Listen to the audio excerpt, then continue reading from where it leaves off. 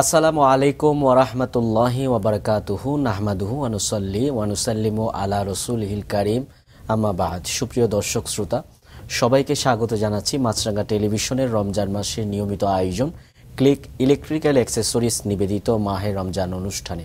সুপ্রিয় দর্শক, আমরা আজকে আলোচনা শুনব নফল ইবাদত সম্পর্কে। মাহে রমজানের নফল ইবাদত খুব গুরুত্বপূর্ণ একটি বিষয়, আর এ বিষয়ে কথা বলবার জন্য আমাদের সাথে রয়েছেন আপনাদের প্রিয় আলোচক, ঢাকা বিশ্ববিদ্যালয়ের ইসলামিক স্টাডিজ বিভাগের সম্মানিত সহকারী অধ্যাপক ডক্টর আল্লামা মাসুম বাকিবিল্লাহ।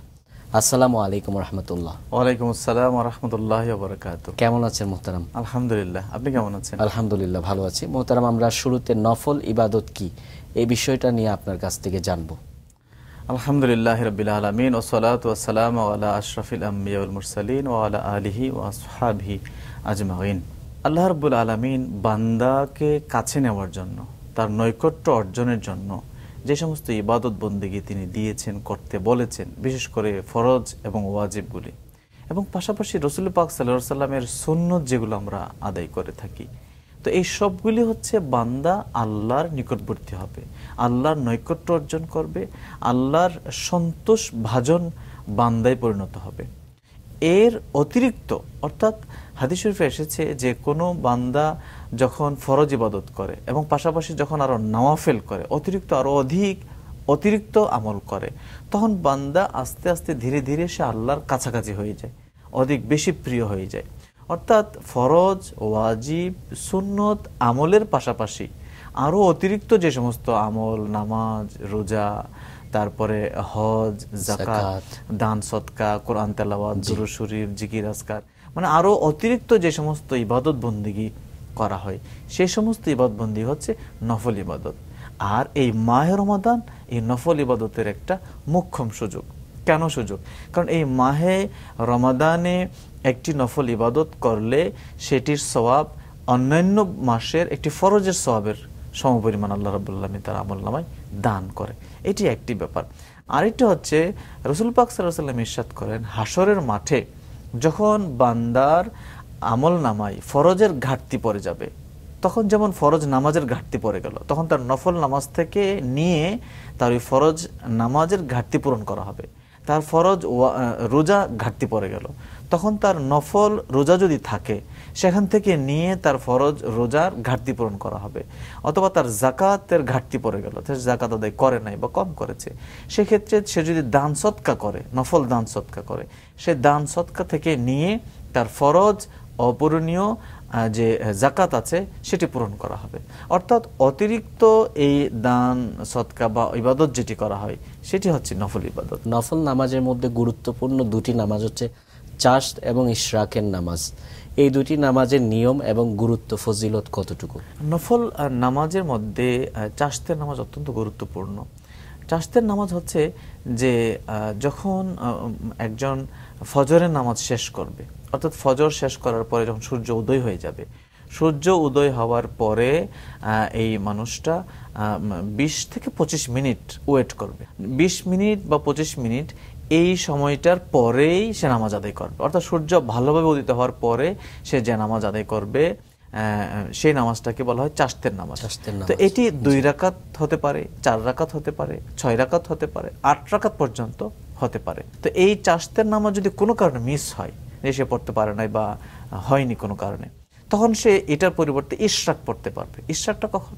ইশরাকটা হচ্ছে যখন সূর্য একেবারে মাথার উপরে বরাবর হওয়ার আগ টাইম, যে সময়টা, অর্থাৎ দুপুর ১২টার আগে। কখন? সেটি ১০টা ১১টার সময়, অর্থাৎ উপরে দ্বিপহর হওয়ার আগ মুহূর্তের সময়টাতে ১০টা ১১টা যখন বেজে যাবে, তখন সে ইশরাকের নামাজ আদায় করবে, যদি চাশত মিস হয়ে যায়। আর চাশতের নামাজ যদি মিস না হয় সেক্ষেত্রে ইশরাক পড়া প্রয়োজন লাগবে না। ওই ইশরাকের নামাজের নিয়ম এরকম, ২ রাকাত করে ৪ রাকাত বা ৬ রাকাত, সর্বোচ্চ ৮ রাকাত পর্যন্ত এই নামাজ আদায় করা যায়। আরেকটা নফল নামাজের কথা আমরা জানি, সেটি হচ্ছে আওয়াবিনের নামাজ। আওয়াবিনের নামাজ নিয়ে আমাদেরকে জানাবেন এবং সাথে সাথে আওয়াবিনের নামাজের যে ফজিলত সেটাও বলবেন। আওয়াবিনের নামাজের টাইমটা হচ্ছে মাগরিবের নামাজের ফরজ এবং সুন্নতের পরে যে সময়টা, এশারের আগে, সেই সময়টাতে। এবং আওয়াবিনের নামাজ হচ্ছে ২ রাকাত করে ৬ রাকাত নামাজ আদায় করবে। তো 2 রাকাত করে 6 রাকাত, এবং প্রতি রাকাতে সুফিয়ানি কারাম বা পূর্ববর্তী আউলিয়া মুতাকাদ্দিমিন মুতাআখির উলামায়ে কেরামগণ যেভাবে পড়েছেন, ওনারা যেটা পড়েছেন যে প্রতি রাকাতে সূরা ফাতিহার সাথে 3 বার সূরা ইখলাস পড়তেন ওনারা। কুল হুয়াল্লাহু আহাদ যে সূরা ইখলাস, এটি 3 বার পড়তেন প্রতি রাকাতে। এভাবে ওনারা 6 রাকাত পড়তেন। সুতরাং আওয়াবিনের নামাজ হচ্ছে মাগরিবের পরে 2 রাকাত করে 6 রাকাত নামাজ, এবং এই নামাজ নবী সাল্লাল্লাহু আলাইহি ওয়াসাল্লাম মাঝে মাঝে পড়তেন। পরবর্তী উলামায়ে কেরামগণ সেটি পড়েছেন, এবং তার অনেক ফজিলত হাদিস শরীফে এবং বিভিন্ন কিতাবে আমরা খুঁজে পাই। পাশাপাশি আরেকটা নামাজ হচ্ছে তাহাজ্জুদের নামাজ। তাহাজ্জুদের নামাজ অত্যন্ত বেশি গুরুত্বপূর্ণ একটি নামাজ। বিশেষ করে আল্লাহ রাব্বুল আলামিন এই তাহাজ্জুদের নামাজ কিন্তু তার হাবিব সাল্লাল্লাহু আলাইহি ওয়াসাল্লামকে আদেশ দিয়েছেন, অমিনাল লাইলি ফাতাহাজ্জাত বিহি নাফিলাতাল লাক আসা আইয়াবআসাকা রাব্বুকা মাকামা মাহমুদা। আল্লাহ রাব্বুল আলামিন কোরআন মাজিদে তার হাবিবকে আদেশ দিচ্ছেন যে রাতের কিছু অংশে আপনি হাবিব আপনি তাহাজ্জুদের নামাজ আদায় করেন।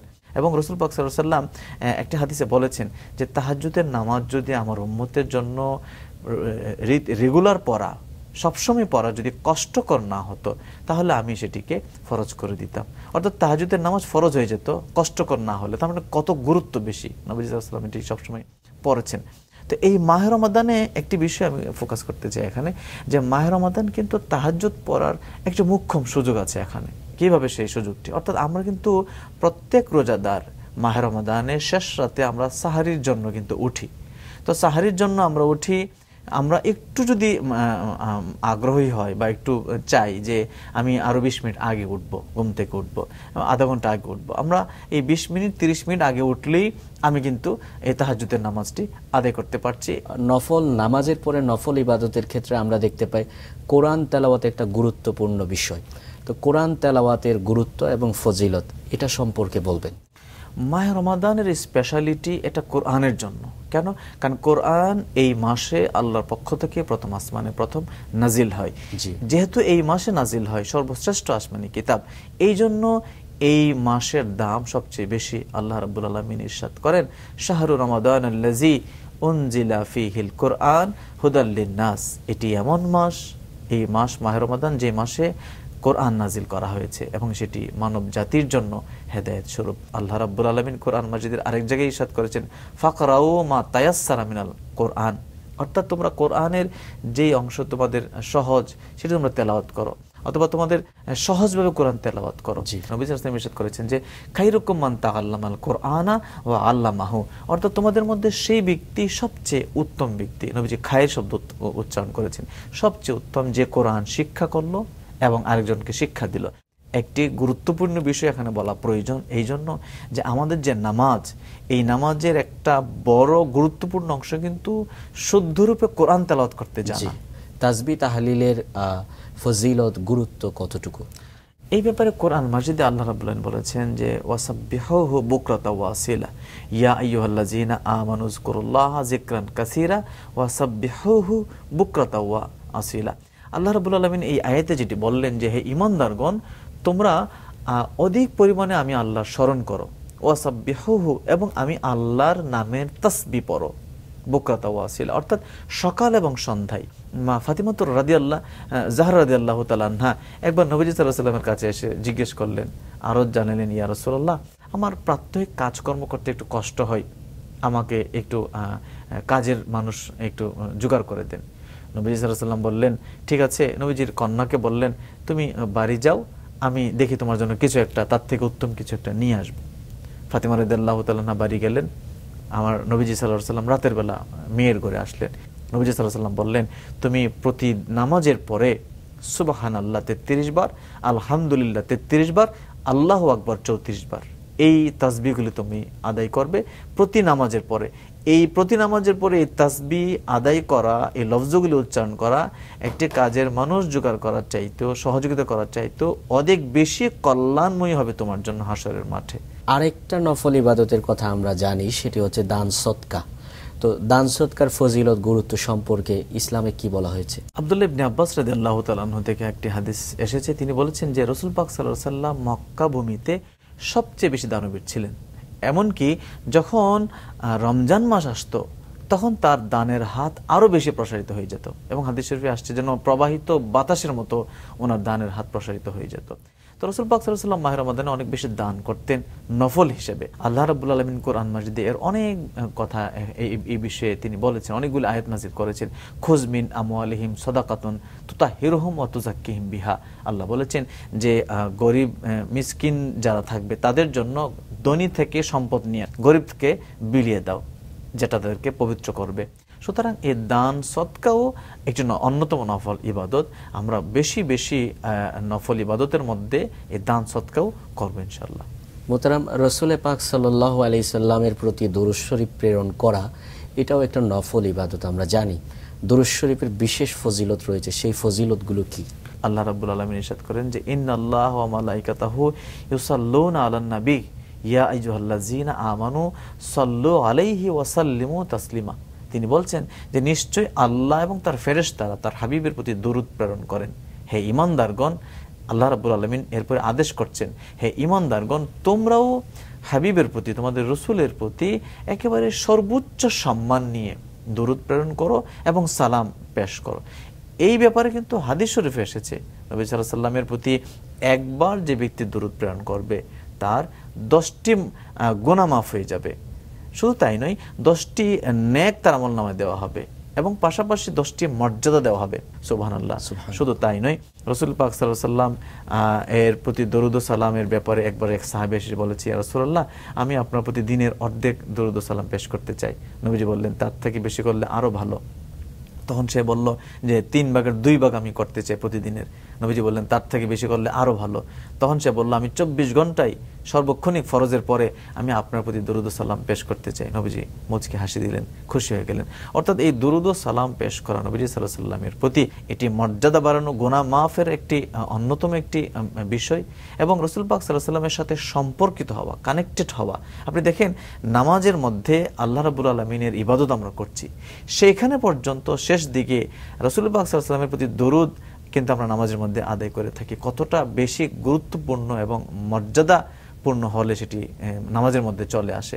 সুতরাং আমরা নফল ইবাদতের মধ্যে রাসূল পাক সাল্লাল্লাহু আলাইহি ওয়াসাল্লামের প্রতি মহব্বত নিয়ে, ভালোবাসা উজাড় করে, কোরআনের ভাষা অনুযায়ী যে সর্বোচ্চ সম্মান দিয়ে আমরা দরুদ এবং সালাম পাঠাবো। এবং নবী করিম সাল্লাল্লাহু আলাইহি সাল্লামের এই দরুদ শরীফকে আল্লাহ পাক যে নামাজের অংশ করে দিয়েছেন, সুতরাং আমরা পারি প্রতি নামাজের পর আমরা যদি চাই রমজান মাসে নামাজ শেষে একটা অংশ, একটা সময় কিন্তু আমরা দরুদ শরীফের জন্য রাখতে পারি।